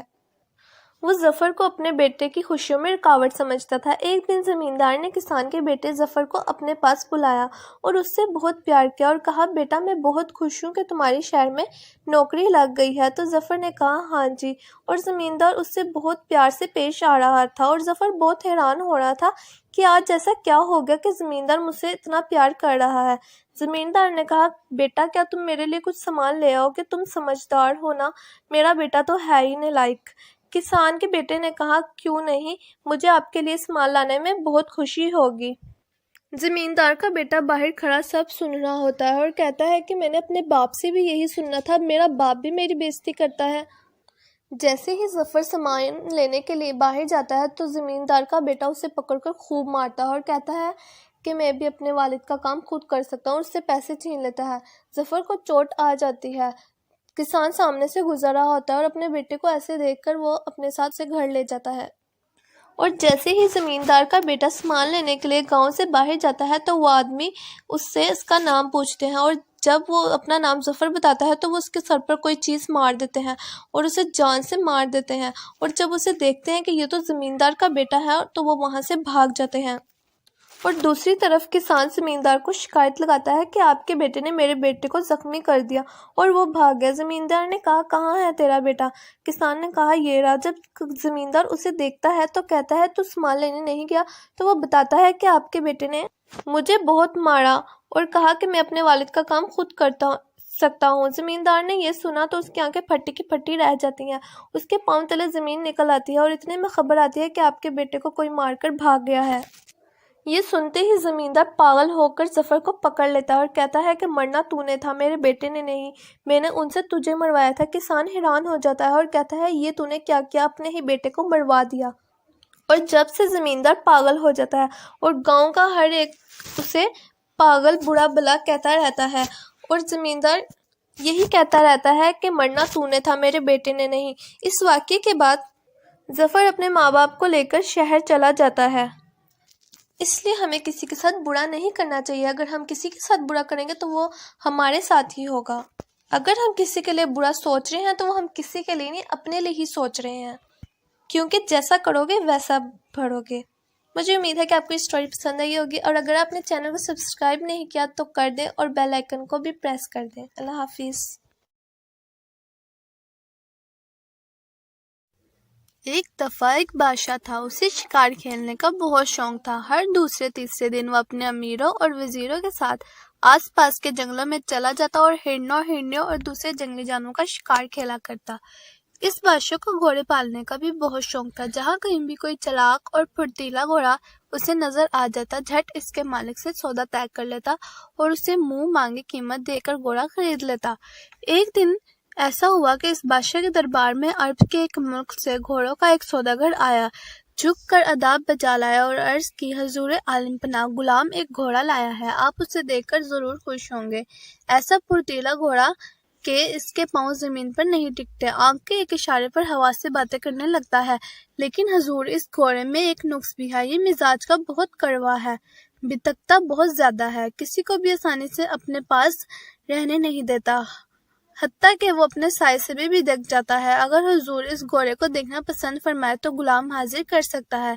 بادشاہ نے عرب کے سوداگر سے گھوڑے کی تعریف سنی اور ہنس کر کہا، میاں سوداگر، تم بے فکر ہو کر اپنا گھوڑا لے آؤ، ہم نے یہاں بڑے بڑے ٹیڑے گھوڑوں کو سیدھا کر ڈالا ہے۔ دوسرے دن عرب سوداگر گھوڑا لے کر بادشاہ کی خدمت میں حاضر ہو گیا۔ گھوڑے کو دیکھ کر بادشاہ بہت خوش ہوا۔ ایسا خوبصورت اور پھرتیلا گھوڑا بادشاہ نے اپنی عمر میں پہلے کبھی نہ دیکھا تھا۔ بادشاہ نے خوش ہو کر سوداگر کو انعام سے مالا مال کر دیا اور گھوڑا اپنے ملازم کے حوالے کرتے ہوئے کہا، اس گھوڑے کو شاہی استبل میں لے جاؤ اور اس کے لیے چارے کا انتظام کرو، کل ہم اس گھوڑے پر سواری کریں گے اور اپنے امیروں اور وزیروں کے ساتھ شکار کھیلنے کے لیے جائیں گے۔ دوسرے دن بادشاہ اپنے نئے گھوڑے پر سوار ہو کر امیروں، وزیروں اور سپاہیوں کے ساتھ شکار کھیلنے کے لیے روانہ ہو گیا۔ کچھ دیر تو سب کچھ ٹھیک رہا، لیکن جب بادشاہ ایک شیر کا شکار کر رہا تھا تو ایک دم شیر بادشاہ کی طرف جھپٹا۔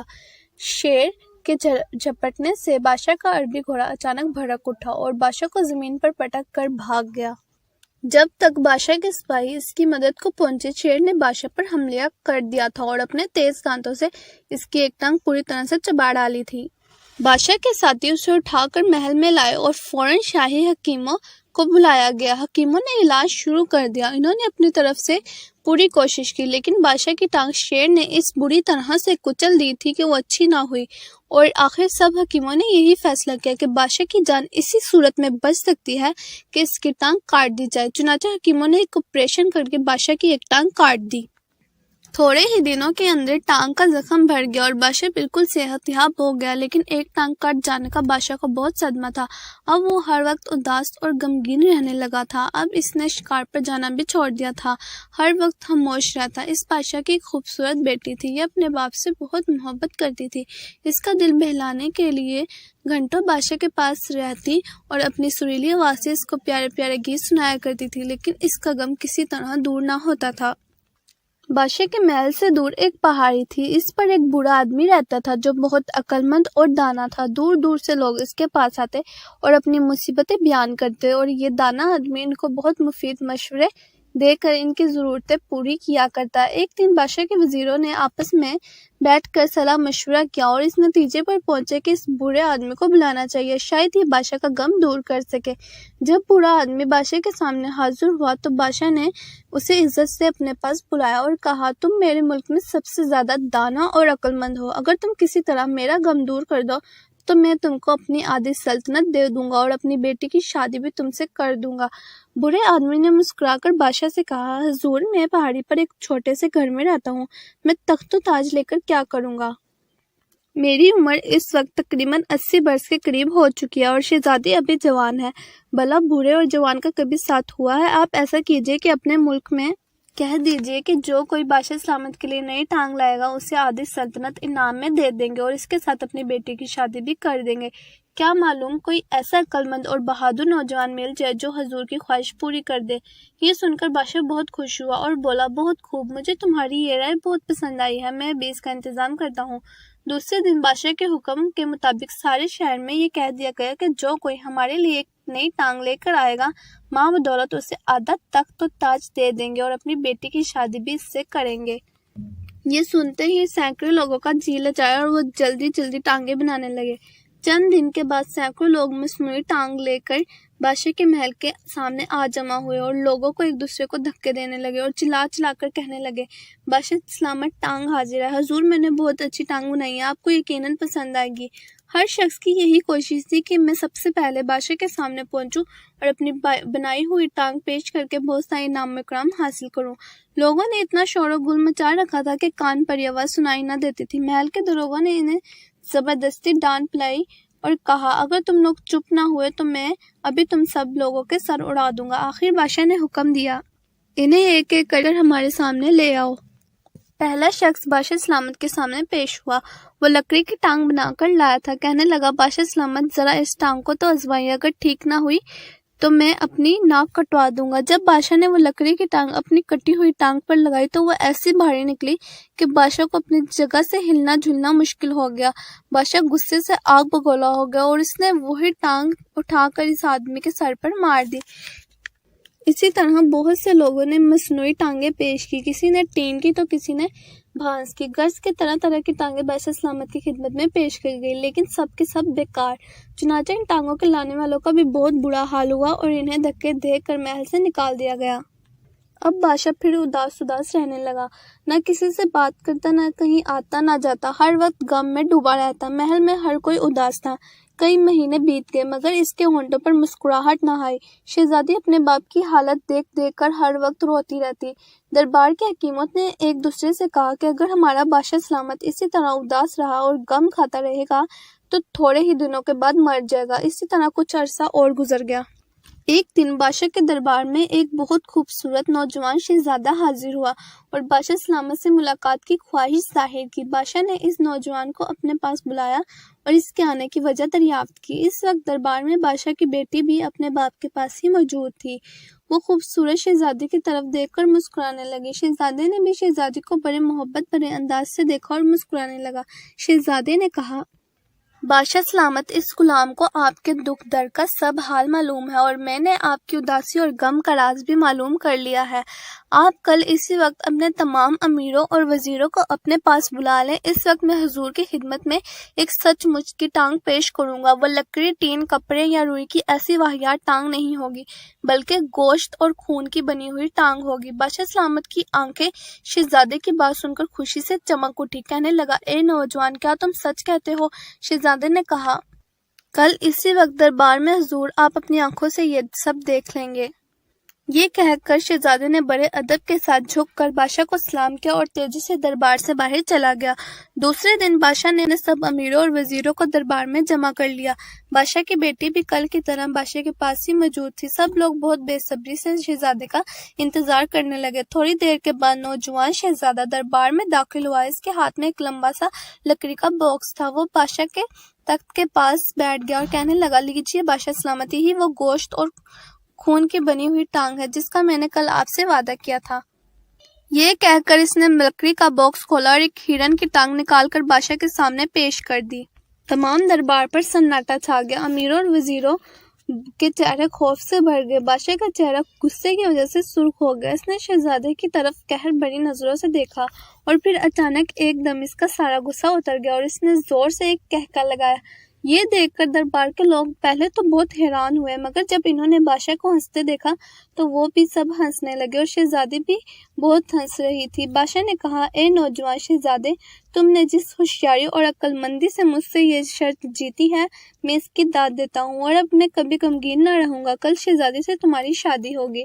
دوسرے دن شہزادے اور شہزادی کی شادی ہوگی اور اس سے اگلے روز بادشاہ نے اپنے تمام امیروں وزیروں کی دھوم دھام سے ضیافت کی اور پھر کبھی بادشاہ اداس نہ ہوا اور شہزادہ شہزادی بھی بہت خوش تھے۔ مجھے امید ہے کہ آپ کو یہ سٹوری پسند آئی ہوگی۔ اگر آپ اسی طرح کی اور سٹوریز دیکھنا چاہتے ہیں تو میرے چینل کو سبسکرائب کر دیں اور بیل آئیکن کو بھی پریس کر دیں۔ ایک دفعہ سرحدوں کے پار ایک خوبصورت اور چھوٹی سی سلطنت تھی۔ وہ اس قدر خوبصورت تھی جسے دیکھ کر جنت کا گمان ہوتا تھا۔ وہاں ایک بادشاہ حکومت کرتا تھا۔ بادشاہ بہت بہادر، رحم دل اور نیک دل تھا۔ ساری رعایا بادشاہ سے محبت کرتی تھی۔ بادشاہ کے دل میں ہر وقت ایک خیال رہتا تھا کہ کہیں اس کے دور حکومت میں کسی شخص کی تلفی نہ ہو جائے، کوئی غریب رات کو بھوکا نہ سو جائے۔ بادشاہ نے کسی عقل مند سے سنا تھا کہ جس بادشاہ کے دور حکومت میں اس کی رعایا خوش نہیں رہتی، قیامت کے دن اس سے حساب لیا جائے گا۔ بادشاہ روزانہ عام آدمی کا بھیس بدل کر رات کو سارے ملک میں پھرتا، کسی غریب کو دیکھتا فوراً اس کی مدد کرتا۔ اس کو پتہ نہیں چلتا تھا کہ اس کی مدد کرنے والا ان کا اپنا بادشاہ ہے۔ بادشاہ کی سلطنت چھوڑ کر 2 سمندر پار ایک بہت ہی خوفناک پہاڑ تھا۔ وہاں ایک جادوگر رہتا تھا جس کا نام شمس تھا۔ اس نے پہاڑ کے ارد گرد جادو کی دیواریں کھڑی کر رکھی تھی تاکہ کوئی اس تک نہ پہنچ پائے۔ وہ بادشاہ کا پرانا دشمن تھا۔ جب وہ لوگوں کو رحم دل بادشاہ کی تعریف کرتے دیکھتا تو اس کے اندر حسد کی آگ بھڑک اٹھتی۔ اس نے کئی مرتبہ بادشاہ کو ہلاک کرنے کی کوشش کی، لیکن اس مکار جادوگر کی کوئی کوشش کامیاب نہ ہو سکی۔ بادشاہ اولاد نہ ہونے کی وجہ سے پریشان رہتا تھا۔ بادشاہ کی رعایا بھی بادشاہ کے لیے دعا کرتی تھی، کیونکہ انہیں معلوم تھا کہ اگر خدا نخواستہ بادشاہ فوت ہو گیا تو جادوگر سلطنت کو تباہ کر دے گا۔ اور ایک دن ملکہ کے ہاں خوبصورت سی بیٹی پیدا ہوئی۔ وہ بہت خوبصورت تھی۔ شہزادی جیسے جیسے بڑی ہوتی گئی، اس کے حسن کی شہرت دور دور تک پھیلنے لگی۔ ہر ملک کی شہزادی کی خواہش تھی کہ اس کی شادی شہزادی سے ہو۔ ایک رات بادشاہ نے بہت ہی بھیانک خواب دیکھا۔ اس نے دیکھا کہ شہزادی باغ میں کھڑی پھولوں کو دیکھ رہی ہے۔ اچانک شہزادی نے دیکھا کہ ایک خوفناک پنجہ اس کی طرف بڑھ رہا ہے۔ پنجہ ایک دم شہزادی کو لے کر آسمان کی وسعتوں میں کھو جاتا ہے۔ اس کے ساتھ ہی بادشاہ کی آنکھ کھل جاتی ہے۔ وہ فوراً شہزادی کے کمرے میں جاتا ہے تو شہزادی واقعی غائب تھی۔ بادشاہ محل میں سب سے پوچھتا ہے پر شہزادی کے بارے میں کسی کو معلوم نہیں ہوتا۔ بادشاہ اسے بہت ڈھونڈتا ہے پر شہزادی نہیں ملتی۔ بادشاہ بہت پریشان ہوتا ہے۔ بادشاہ کو پورا یقین تھا کہ ہو نہ ہو یہ شمس کا ہی کام ہے۔ بادشاہ نے پورے ملک میں اعلان کروا دیا کہ جو کوئی شہزادی کو ڈھونڈ کر لائے گا، نہ صرف اس کی شادی شہزادی سے کر دی جائے گی بلکہ اسے سلطنت کا وارث بنا دیا جائے گا۔ بادشاہ کے اس اعلان سے بہت سے ملکوں کے شہزادے اور دوسرے لوگ شہزادی کی تلاش میں نکل پڑے۔ شہزادی کو جادوگر شمس نے قید کر رکھا تھا، کیونکہ جب شمس کو پتا چلا کہ بادشاہ کے ہاں لڑکی ہوئی ہے تو وہ بہت خوش ہوا اور دل میں سوچنے لگا کہ اب بادشاہ سے سخت انتقام لوں گا۔ وہ اب موقع کی طاق میں رہنے لگا۔ وہ موقع پا کر شہزادی کو باغ سے لے کر غائب ہو گیا۔ اس رات شہزادی اپنے کمرے میں سوئی ہوئی تھی۔ آدھی رات کو جب شہزادی کی آنکھ کھلی تو چاروں طرف چاند کی روشنی پھیلی ہوئی تھی۔ شہزادی اٹھ کر کھڑکی کی طرف آئی۔ اس نے دیکھا کہ چاند کی روشنی میں باغ کا منظر بہت پیارا لگ رہا تھا۔ وہ باغ میں آ گئی اور چہل قدمی کرنے لگی۔ جادوگر جو جادو کے آئینے سے ہر وقت دیکھتا رہتا تھا، اس نے جب شہزادی کو اکیلا دیکھا تو فوراً اپنے جادو کے پنجے کو حکم دیا کہ شہزادی کو پکڑ کر لے آئے۔ पंजे ने शहजादी को लिया और जादूगर के पास पहुंच गया। जादूगर देखकर बहुत खुश हुआ और कहने लगा कि अब देखते हैं कि अब शहजादी को कौन छुड़ाने आएगा। जहां उससे सब मुल्कों के शहजादे शहजादी को तलाश करने निकले, लेकिन थक हार कर वापस आ गए। जब एक मुल्क के शहजादे ने ये सुना तो वह शहजादी को ढूंढने की ठान गया और बादशाह के पास जाकर तसल्ली दी और कहा कि मैं इंशाल्लाह शहजादी को लेकर आऊंगा, अल्लाह ने चाहा तो मैं जरूर कामयाब लौटूंगा। और बादशाह को खुदा हाफिज कहकर चल दिया। मंजिल का कुछ पता ना था, लेकिन वो चलता रहा। सफर करते करते उसे 4 दिन बीत गए, लेकिन उसने हिम्मत न हारी। एक जंगल में दाखिल हुआ। अंधेरा फैल रहा था। शहजादा सोच रहा था कि वो रात कहाँ गुजारे। अचानक उसको दूर से रोशनी दिखाई दी। उसने बगैर सोचे समझे घोड़े को रोशनी की तरफ दौड़ाना शुरू कर दिया। जब वहां पहुंचा तो देखा कि वो रोशनी एक झोंपड़ी से आ रही थी। शहजादा अंदर गया तो उसने देखा कि एक बुजुर्ग अंदर बैठा हुआ है। बुजुर्ग ने कहा, बेटा मुझे सब कुछ मालूम है कि तुम किस लिए आए हो। मैं तुम्हें जरूर कुछ बताऊंगा। पहले तुम खाना खाओ और फिर आराम करो, सुबह बात करेंगे। शहजादा खाना खाकर सो गया क्योंकि वो बहुत थका हुआ था। दूसरी सुबह जब वो उठा तो बुजुर्ग ने कहा, बेटा ये तलवार ले लो और अपना काम शुरू कर दो। जादूगर ने जादू से पहाड़ के चारों तरफ दीवारें खड़ी कर रखी हैं। इस तलवार के नोक को दीवार से लगाना, अंदर जाने का रास्ता खुद ब खुद बन जाएगा और इस तलवार से जादूगर शम्स का काम तमाम कर सकते हो। शहजादा बहुत मुसीबतों के बाद जादूगर के महल में पहुंच गया। बुजुर्ग ने कहा था कि अगर मेरी मदद की जरूरत हुई तो तुम जोर से मुझे आवाज देना तो मैं आ जाऊंगा। जादूगर अपने महल में सोया हुआ था। उसे किसी चीज की खबर नहीं थी। शहजादे ने मौका पाकर अचानक हमला कर दिया। जादूगर की गर्दन कटकर दूर जा गिरी। एकदम जोर से आंधी चली और जंजला आया और इसके बाद आसमान साफ हो गया। शहजादा शहजादी को लेकर उसके मुल्क पहुंच गया। बादशाह ने शहजादी को देखा तो उसे गले लगा लिया और शहजादे का शुक्रिया अदा किया और वादे के मुताबिक शहजादे की शादी शहजादी से कर दी। मुझे उम्मीद है कि आपको ये स्टोरी पसंद आई होगी और अगर आपने मेरा चैनल सब्सक्राइब नहीं किया तो कर दें और बेल आइकन को भी प्रेस कर दें। अल्लाह हाफिज।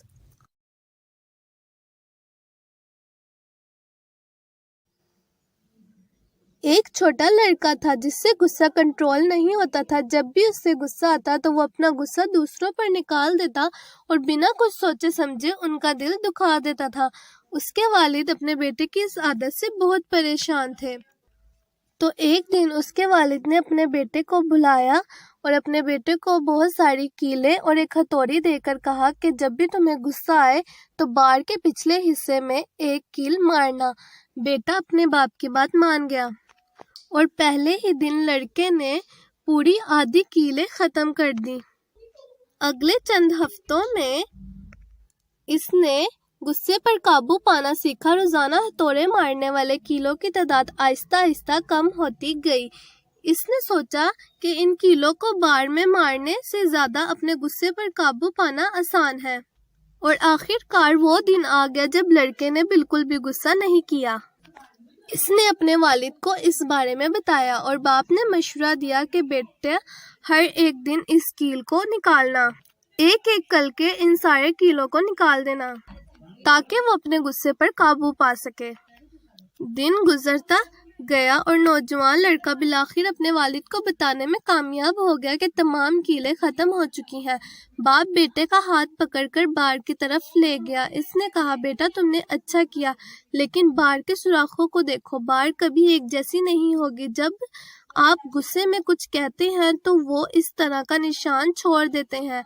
आप एक आदमी में छुरी डाल सकते हैं और इसे निकाल सकते हैं। इससे कोई फर्क नहीं पड़ेगा कि आप कितनी बार मुझे माफ कर दें। जख्म अभी बाकी है। जुबानी जख्म इतना ही बुरा होता है जितना कि जिस्मानी।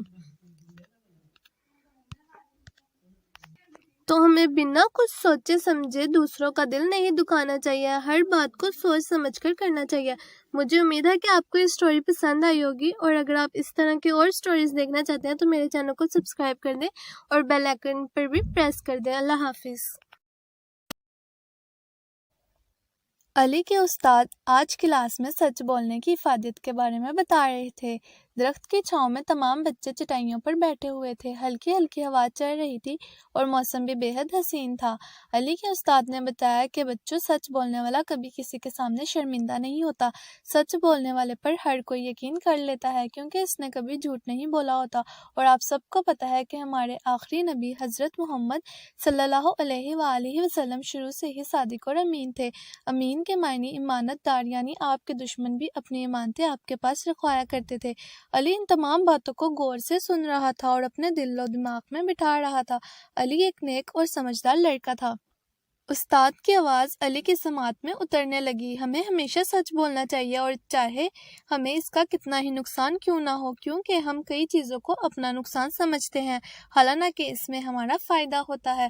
اللہ تعالیٰ کی قائم کی ہوئی حدوں کو کبھی بھی کراس نہ کریں اور ہمیشہ سچ بولیں۔ سچ میں اللہ تعالیٰ نے بے شمار برکتیں رکھی ہیں۔ علی جس ملک میں رہتا تھا، اس ملک کا بادشاہ استاد احمد علی سے ناراض رہتا تھا، کیونکہ استاد احمد علی حق گوئی کرتے تھے اور ظلم کے خلاف ہمیشہ کھڑے ہو جاتے تھے، اور ان کی حق گوئی سے تنگ آ کر بادشاہ نے استاد احمد علی کو گرفتار کرنے کے لیے سپاہیوں کو روانہ کر دیا۔ استاد احمد علی کو جب پتہ لگا تو وہ اپنے گھر سے روانہ ہوئے، لیکن سپاہیوں نے انہیں دیکھ لیا اور ان کا پیچھا شروع کر دیا۔ علی اس وقت اپنے گھر کے دروازے پر کھڑا تھا۔ علی نے دیکھا کہ استاد احمد علی گرائے ہوئے اس کے پاس آئے اور بولے، میرے پیچھے سپاہی لگے ہیں، وہ مجھے گرفتار کرنا چاہتے ہیں، میں تمہارے گھر میں چھپ جاتا ہوں، وہ آئے تو میرے بارے میں نہ بتانا۔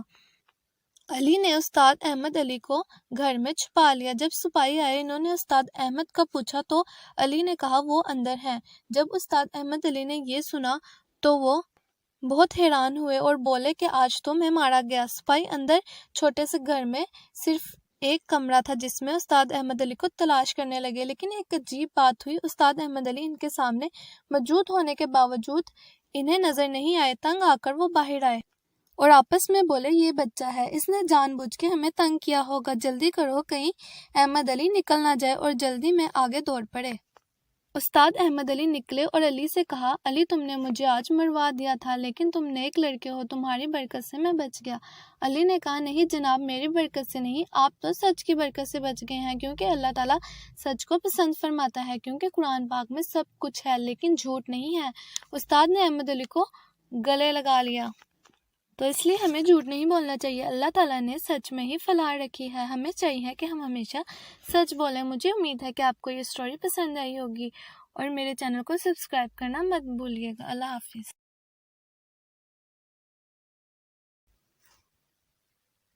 ایک سکھ بادشاہ نے ایک مسلمان کنیز رکھی تھی اور وہ اسے بے حد چاہتا تھا۔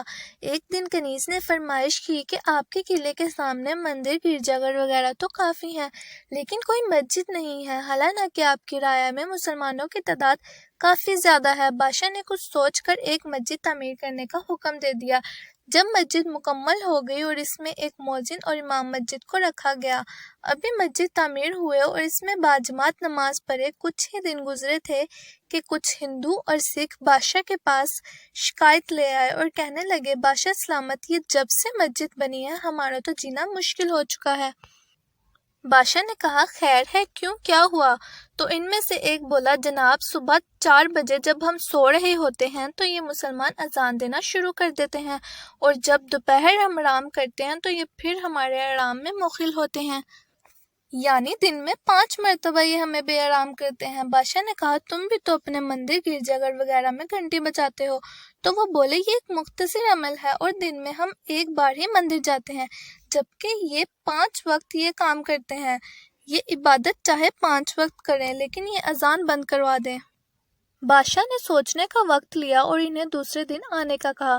جب کنیز کو اس بات کا پتہ لگا تو وہ بھاگتی بادشاہ کے پاس آئی اور بولی، بادشاہ سلامت، بغیر نماز کے ہماری عبادت مکمل نہیں ہوتی، برائے کرم اذان کی آواز کو بند نہ ہونے دیجیے گا، ورنہ میں آپ سے ناراض ہو جاؤں گی۔ بادشاہ بولا، میں تمہاری ناراضگی مول نہیں لے سکتا، تم فکر نہ کرو، میں اس کا حل نکالتا ہوں۔ دوسرے دن جب وہ لوگ بادشاہ کے پاس آئے تو بادشاہ نے مسلمانوں کو بھی بلوا لیا اور بادشاہ شکایت کرنے والوں سے مخاطب ہوا، میں نے تمہارے مسئلے کا حل ڈھونڈ لیا ہے، آج کے بعد مسلمان اذان نہیں دیں گے۔ کنیز یہ باتیں پردے کے پیچھے سے سن رہی تھی اور یہ بات اس کے کانوں میں پڑی تو اسے غصہ آنے لگا، اور بادشاہ نے کہا، لیکن اس کے لیے تمہیں بھی کچھ قربانی دینی ہوگی۔ शिकायत करने वाले जो खुश हो रहे थे वो कुछ परेशान नजर आने लगे। इनमें से एक बोला, कैसी कुर्बानी? बादशाह बोला, तुम्हें इनकी बुलंद आवाज से परेशानी है, लेकिन ये लोग वक्त मुकर्ररा पर इबादत करते हैं। अब तुम्हें करना ये है कि जितने भी मुसलमान नमाज पढ़ते हैं तुमने एक एक का घर देख लेना और रोजाना 5 वक्त हर मुसलमान के घर जाकर उसे टाइम से इनकी इबादत का बताना है। आज से अजान की आवाज़ तुम्हारे कानों में ना आएगी। जाओ, अब मुझे आराम करने दो। और फिर बादशाह बोला, और हाँ, अगर किसी भी शख्स की इबादत से गैर हाजिरी हुई तो तुम लोगों को कोड़े लगवाए जाएंगे। तमाम लोग अपने घर चले गए। कनीज बादशाह के पास आई और बोली, मैंने आपसे कहा था ना कि अजान की आवाज़ बंद ना हो, लेकिन फिर भी आपने अजान बंद करवा दी। बादशाह बोला, तुम फिक्र ना करो, कुछ ही दिन में अजान दोबारा शुरू हो जाएगी। अब शिकायत करने वाले तमाम हिंदुओं ने मुसलमानों की तादाद गिनी और दूसरे दिन सुबह जगाने की तैयारी करने लगे। इसी फिक्र में वो सारी रात सो ना सके कि कहीं देर ना हो जाए और इन्हें कोड़े ना पड़ जाएं। दूसरे दिन तमाम हिंदू मुसलमानों के घर की कुंडियां सुबह 4 बजे बजाने चले गए। अब इन्हें दोपहर की फिक्र बढ़ गई और दोपहर के बाद असर अल फर्ज 2 दिन में ही इन सब का कबाड़ा हो गया। और 2 दिन बाद वो फिर बादशाह के सामने खड़े थे और बोल रहे थे, बादशाह सलामत, मुसलमान से कहें कि वो दोबारा अजान देना शुरू कर दे, हमें अजान की आवाज़ से कोई परेशानी नहीं है। बादशाह ने कहा, लेकिन 2 दिन पहले तो तुम कह रहे थे कि हमें अजान की आवाज़ से परेशानी है और हमारे आराम में खलल पड़ रहा है। नहीं जनाब, हम गलत थे, लेकिन अब हमें समझ आ गई है, वो बोले। बादशाह ने मुसलमानों को बुलवाया और अजान दोबारा से शुरू करवा दी। अल्लाह बड़ा कारसाज है, अपने दुश्मन से भी काम ले लेता है। हालांकि सिख बादशाह मुसलमान ना था, लेकिन अल्लाह ताला ने इसके दिमाग में ये तदबीर डाली और अजान दोबारा शुरू हो गई। बेशक अल्लाह ताला हर चीज़ पर कादिर है। मुझे उम्मीद है कि आपको ये स्टोरी पसंद आई होगी, और अगर अभी तक आपने मेरा चैनल सब्सक्राइब नहीं किया तो कर लें और बेल के बटन को भी प्रेस कर लें ताकि आपको इसी तरह की और स्टोरीज मिलती रहें। टेक केयर एंड अल्लाह हाफिज़।